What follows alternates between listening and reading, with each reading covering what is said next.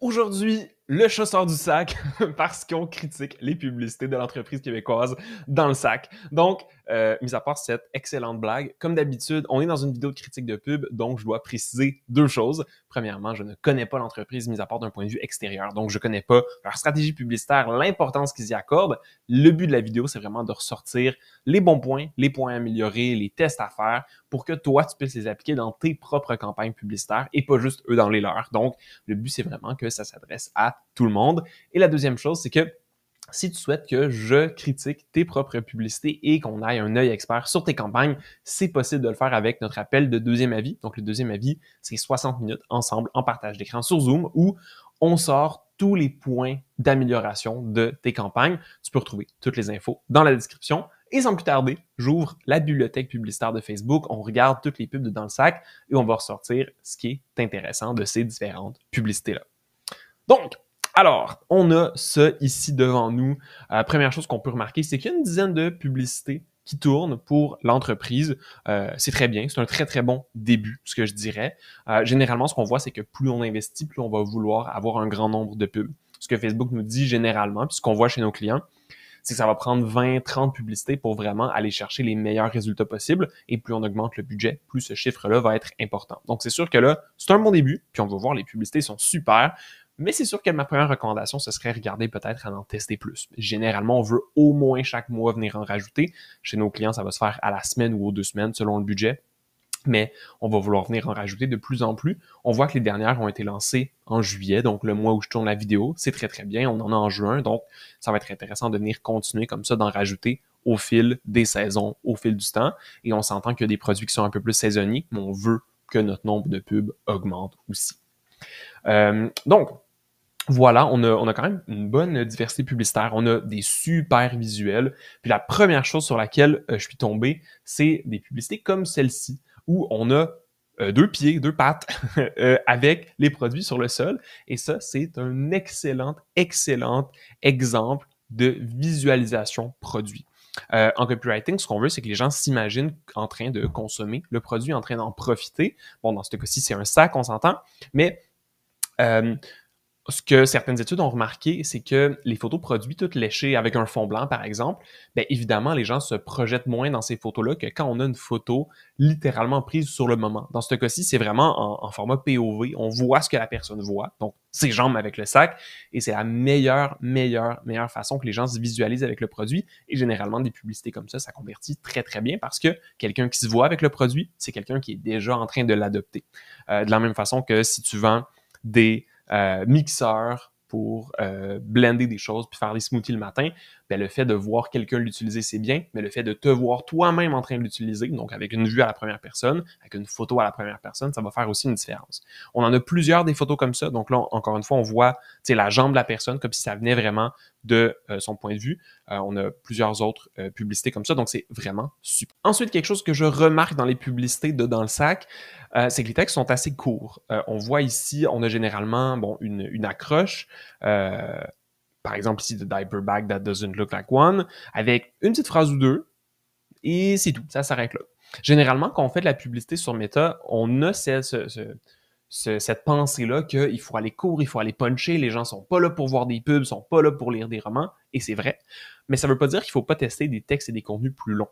Ce qu'on s'est rendu compte avec nos clientes et nos clients, c'est que oui, c'est vrai que les contenus longs, c'est long, les gens ne liront pas jusqu'au bout, etc. Mais ça convertit très, très bien. Parce que les gens qui vont prendre le temps de le lire et prendre le temps de s'informer un peu plus sur un produit, c'est des gens qui, rendus au bout de ton texte, vont être un peu plus prêts à acheter. Donc, je dis pas de mettre ce qu'il y a là aux poubelles, c'est très, très bien, mais ce serait intéressant de venir tester des textes plus longs. Par exemple, ça pourrait être intéressant de partager un témoignage client qui est un peu long, de nous présenter un petit peu comment le produit, on a eu l'idée de la conception, c'est quoi les défis qu'il y a eu pendant cette création-là. Ça pourrait être de juste nous partager un peu plus complètement les bénéfices, qu'est-ce que le produit amène, pourquoi il est comme ça. Par exemple, ici, dites bonjour à nos nouvelles couleurs de notre collection Mama. Disponible dans les sacs à couche et les pochettes. Qu'est-ce qu'ils ont ces sacs à couches-là? Qu'est-ce qu'ils ont les pochettes? Qu'est-ce qui sont intéressantes? Sont faites dans quel matériel? Est-ce qu'ils durent longtemps? Est-ce qu'il y a une garantie? Est-ce qu'il y en a déjà 1000 qui ont été vendus? Tout ça, c'est des choses qu'on peut racheter dans nos publicités, qui vont aider les résultats, qui font des textes puis des publicités plus longues aussi, mais qui vont très, très bien performer. Donc, Si toi, de ton côté, ou si tu as juste des publicités qui sont courtes, c'est vraiment une bonne chose à venir tester. Nous, on voit des très, très bons résultats chez notre clientèle par rapport à ça. Quelque chose que je remarque, qui est un petit détail ici, mais qui est quand même très, très pertinent parce que c'est rare que je le vois, c'est qu'on a des hashtags dans nos publicités. Généralement, moi, ce que ça me dit, c'est que c'est probablement, peut-être pas, c'est peut-être un post qui a été sur Facebook, sur Instagram et qu'on a mis de l'avant. Donc, on a fait un post organique dans lequel on avait mis des hashtags et on l'a boosté en pub.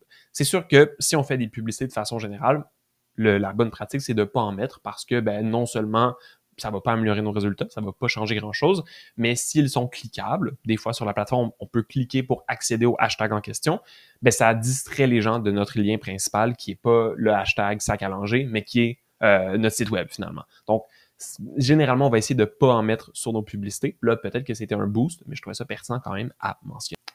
Je fais une petite parenthèse sur une vidéo qui a été lancée il y a quelques mois et qui doit bien marcher puisqu'elle roule encore. On a essayé une vidéo d'1 minute de présentation du produit. Là, comme je suis en partage d'écran et tout, bon, visiblement, elle va pas fonctionner très bien, elle va pas être très fluide, mais c'est un unboxing du sac. On nous montre le sac, on nous le présente, etc.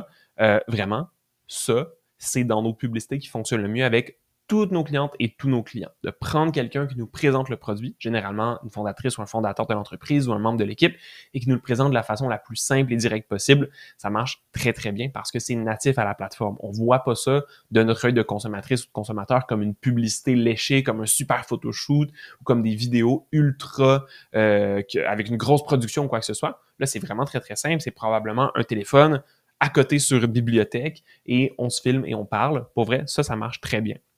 Un test qu'on fait récemment aussi, qu'on est en train de se rendre compte, c'est qu'on le teste avec et sans sous-titres. Et qu'est-ce qu'on réalise? C'est que sans sous-titres, ça marche mieux parce que ça fait encore plus natif. Le fait de mettre des sous-titres dynamiques, ça peut être un très bon test à faire parce que les gens n'écoutent pas toujours avec le son, mais des fois, pas de sous-titres, ça marche mieux. Donc, c'est un bon test à faire aussi. Mais dans leur cas, je voulais le soulever comme exemple parce que c'est probablement une très, très bonne publicité qui amène des bons résultats. Mais encore ici, je ramène mon idée de texte aussi. Ce serait possible de tester la même vidéo avec plein de sortes de textes, des courts, des longs. Ici, on a juste mis une petite ligne. Je pense qu'on serait capable de tester un peu plus de ce côté-là parce que les gens qui vont regarder la vidéo, ils vont peut-être lire le texte en même temps, regarder les commentaires en même temps.